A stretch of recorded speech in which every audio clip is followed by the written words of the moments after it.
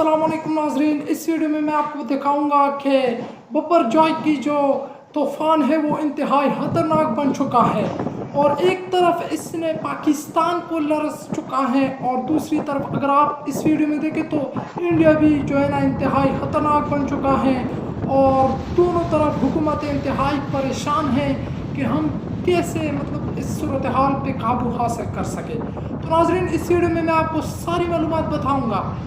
तो ये बपरजॉय एक बार इससे पहले भी इस तरह खतरनाक आ चुका था 1999 में। अगर आप तारीख का मुताला करें तो इस बपरजॉय ने भी बहुत बड़ी तबाही मचा दी थी। तकरीबन 1999 में 230 अमवात हो चुके थे बपरजॉय की वजह से। साहली इलाकों में बहुत ज़्यादा अमवात हो चुके थे और 150 के करीब ज़ख्मी भी हुए थे।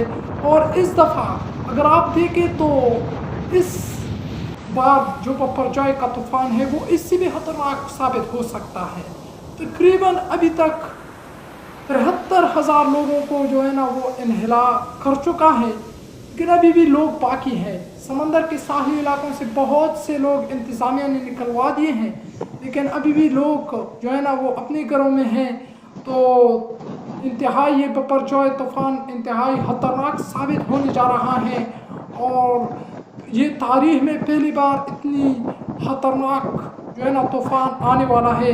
और हम अल्लाह से ही दुआ गो हैं कि अल्लाह हमें इस तूफ़ान से बचाए। और पाकिस्तान वैसे भी मुआशी बदहाली का शिकार है और अगर इस बपरजॉय का भी शिकार हो गया तो इंतहाई बुरे नताइज का सामना कर रहे होंगे पाकिस्तान।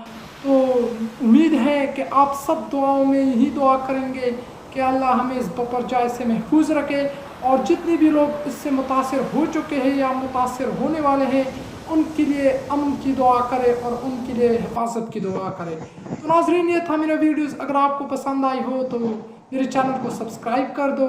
मैं फिर भी आपको इसी तरह ज़बरदस्त अपडेट्स रखूँगा। वस्सलाम।